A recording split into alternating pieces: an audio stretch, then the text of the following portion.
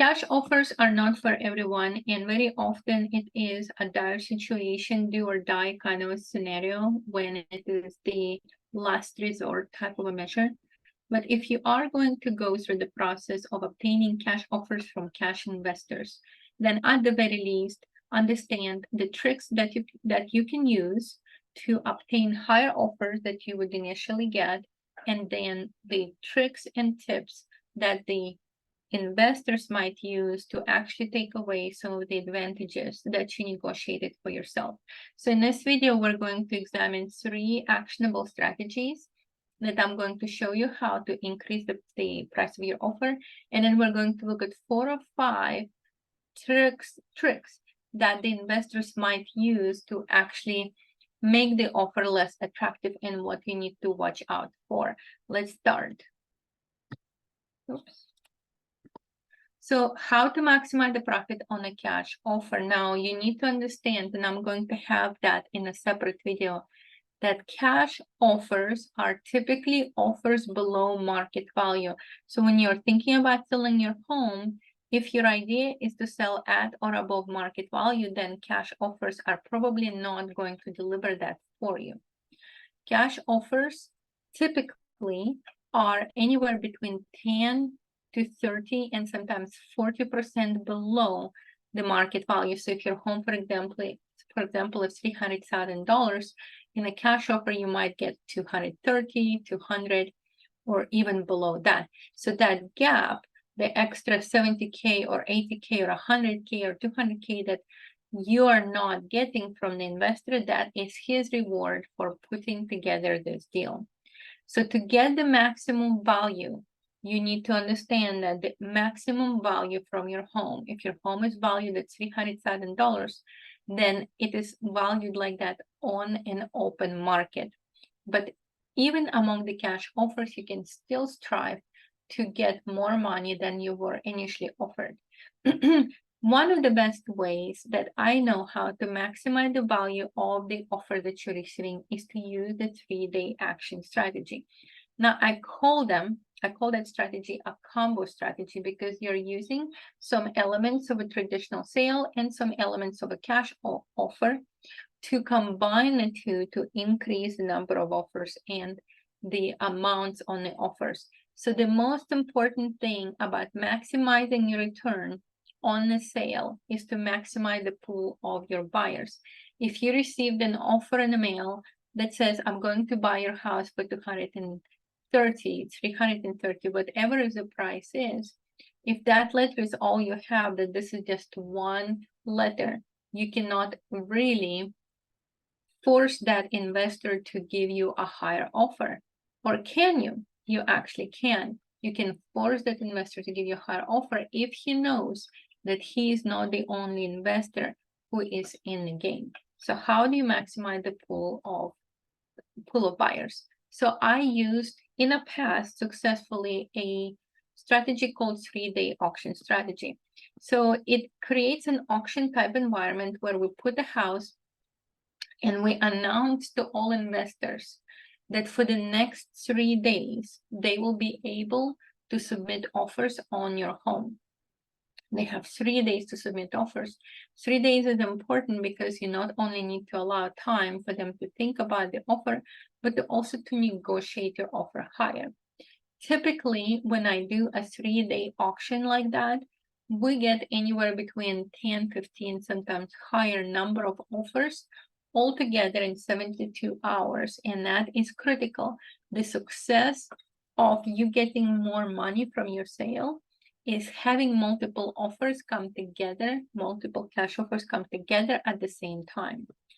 This process will eliminate most scammers, will eliminate most tire kickers, will eliminate most people who are never going to deliver. So for example, we have had a situation where the sellers received upwards of 7 or 8 cash offers prior to the auction environment or prior to the auction day. Then we reached out to those people who sent them those offers, and we said, we're going to have a 3-day auction period. Come and meet us in person, come and see the house, and then make your offers during those 3 days. And none of those people actually came. They were not true buyers. They were play pretend buyers who were just looking for a reaction rather than an actual true deal to negotiate. So this three-day auction process actually eliminates everybody but the most serious buyers who are able to go forward with the deal right there and then. And then how do you actually create a higher offer during this 3-day auction period? By increasing pressure. So I don't remember the exact expression, but in English, there's an expression, something to the point of, in order to make diamonds, you have to create pressure. This is exactly the case. If the investors know that they are currently at this very moment competing with 10 other investors, only the most serious one of them, those who are able to increase their price, they will stay in the game, and the last investor standing is usually wins. Those who are planning to lowball you from the beginning and never increase their price after that, they're probably going to fall out of the process very early. So you're going to separate the wheat from the non-wheat, so to speak, quickly and get to the last 1 or 2 investors who are truly the best buyers with the highest price.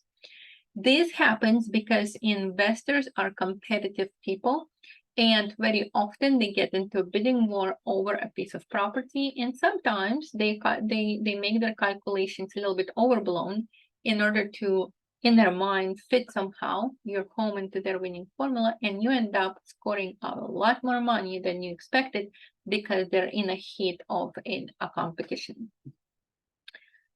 Second, after you collected all the offers, let's just say you collected 5, 10, 15, 25 offers, each offer, so there's what I see a lot of home sellers do. They look at the offer and they said, oh, this offer is even more than we expected to get. Let's sign it. Let's sign it. Jump up, get the pen, sign it, happy, happy.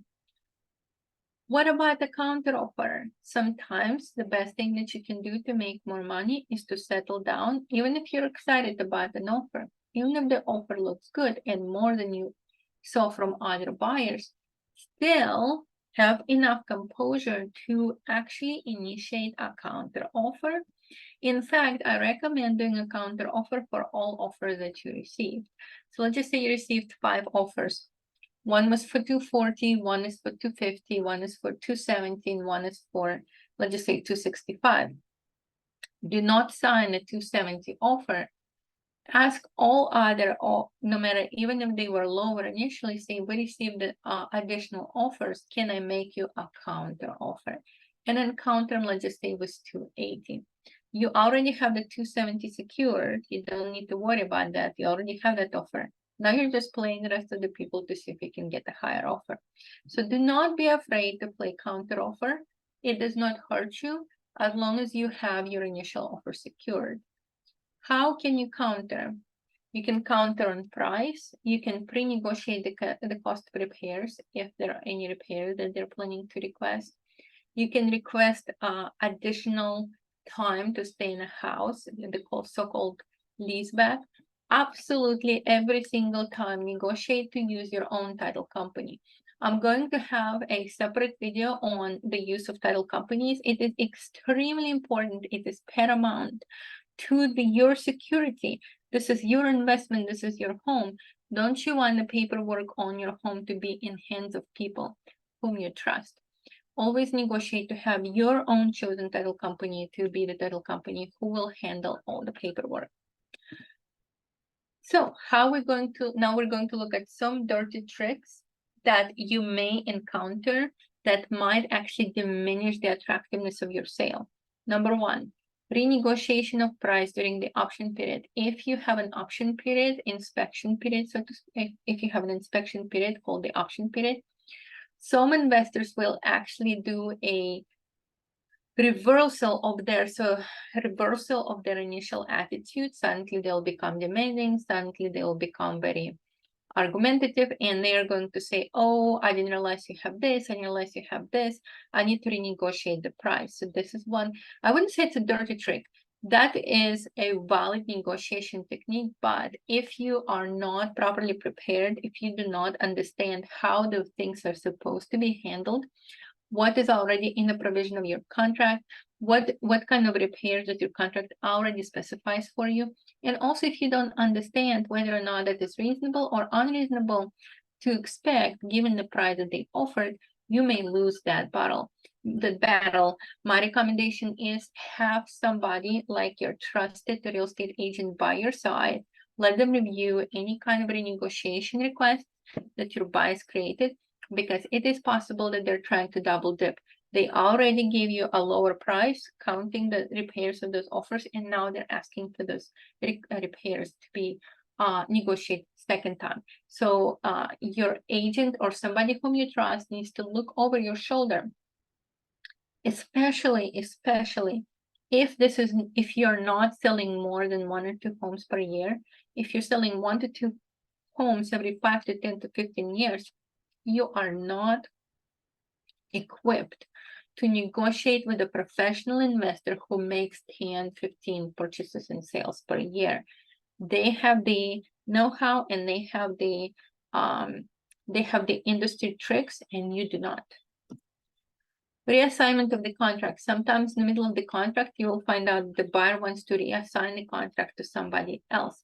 You need to discuss it again with somebody whom you trust. My recommendation is to be the real estate agent whom you trust, or with the title company, but do not accept reassigning of a contract and not examine who is that new buyer who is being put in, because before that you were dealing with buyer A, and suddenly that person wants to disappear and hand you over somebody unknown whom you've never met before.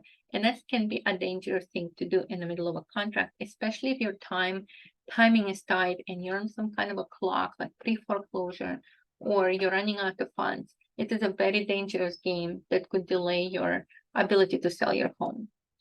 Distorting the contract provisions. If you are not familiar with the contract, if you're not familiar with the proper paperwork, with the proper addendums, if you're not familiar with the requirements that the Texas Property Code has, you may be taken for a ride. People can say you're supposed to do this, you're supposed to do this, everybody does this, this is the normal process.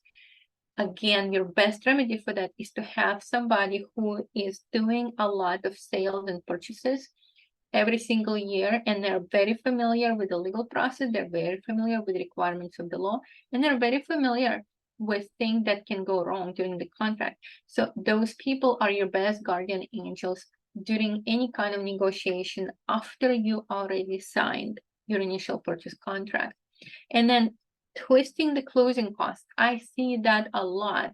People say, hey, we're not going to negotiate the closing costs up front. We're going to negotiate them later. We're going to see how it goes.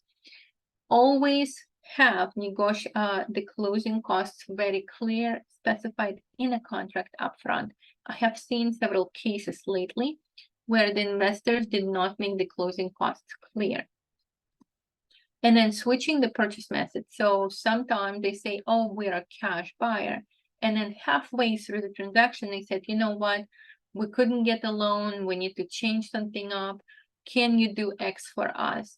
Can we buy it as owner financing? Can we buy it as a rent to own? Can we use a different financing method? If you see that happening, again, your best line of defense is to have a trusted advisor by your side. Ask that advisor, your realtor, title company. Well, title company is not going to advise you. Title company are going to be like hands off. They're taking nobody's side. So title company is not on your side and not supposed to be on the buyer's side. They're on nobody's side. They're supposed to be an independent observer. So you have to have somebody who is going to guide you through the legal complexities of this transaction. If the buyers are starting to switch the purchase method, one of the safest things that I recommend you do is get out. Anytime things that start going wrong, just be prepared. There might be more things coming down the line. Another shoe is about to drop or something.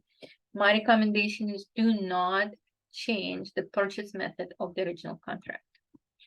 So 3-day auction example, let me give you an example of how a 3-day auction could play out. I had this young couple, they were living in their own home. They lost their jobs during COVID and they couldn't catch up on their payments, so they were going into foreclosure. They called me to ask me to help them to secure cash offers. They were already approximately 27 days away from their foreclosure date, from the auction date. So what I was able to do in that case is I gave them instructions on how to call their lender, their loan processing company, what to say, what to do to basically slow down the process of foreclosure. I immediately told them what to do with the title, how to start opening the title to get the title start processing. And then we did the 3-day auction on their property. We had Friday, Saturday, and Sunday when people could come for 3. They were occupying the property, so we gave them 3-hour windows, 3 hour on Friday, 3 hour on Saturday, and 2 hour on Sunday, I believe. During this time, we had approximately 25 to 30 people, all investors who came in. Until I entered the transaction, they had several offers from investors who sent them in offers blind. They didn't see the property, they just sent them blind offers. And one of those offers, so the property in an open market without this rush cash sale, their property could sell for 150, 160. They were looking at least securing maybe $100,000, maybe $80,000. They were given $80,000 as the best offer that they had cash. So I slowed down the process of the sale. I put them on the phone with their lender. I immediately told them to open title, and I started to call up all the investors whom I knew, and I have a large database of investors, and we put the house online. So a lot of investors saw it at the same time. We had a lot of a turnout for that 3-day auction. We ended up with probably about 9 very, very solid cash offers, and the highest cash offer that we received was $120,000. So in their highest offer that they had was 80. I told them to wait and give me 3 days to do the auction. They agreed. They were very nervous because they were very short on time, and they were worried that we're not going to close on time and they're going to lose their property. But 3 days, we figured out, especially weekend, is not going to do much of a difference in their timeline. So they allowed me to do the 3-day auction, and we ended up with the highest offer with 120. That is to say that, but that 120 was initially just $107, and then we created counter offers, and during the counter offers, we're able to get it to 120. This is just to tell you, and by the way, these people closed on time, just 3 days to spare, 3 days before their auction, they were able to close, get their money, and move out of the house. This is to show you that their initial offer, had they accepted the initial offer of $80,000, they would have never secured an additional $40,000 in profit. Okay, just wanted to let you know that I am available to answer all questions about cash offers. If you think that you need a cash offer to sell your home, now many people think that getting a cash offer is the best thing that can happen to them. And I would say typically getting a cash offer is not the best thing that can happen to you. Getting the highest offer is the best thing that can happen to you. But if you're in a position when a cash offer is needed, if you're going to play that cash offer game, my recommendation is it's almost like playing poker. If you never played the poker before, or last time you played the poker was 50 years ago, or 10 years ago, or 20 years ago, sitting across multiple poker professionals and trying to win that game is not a very good strategy if you're trying to win it by yourself. Have somebody in who, at the very least, they may not be able to help you to win over a professional poker player, but at the very least, they're going to make sure that everybody is following the rules of the game and that you get the best shot based on whatever cards you're currently holding in your hands. So my name is Elena Garrett, and I'm a realtor with Keller Williams Centrals in the Dallas-Fort Worth area of Texas. If you feel that you need to collect cash offers and you would like to maximize the offer price, And to minimize the chances that you'll be taken advantage of, feel free to call me for a consultation. My phone number will be in the description below. I appreciate your attention, guys, and I'll see you in the next video.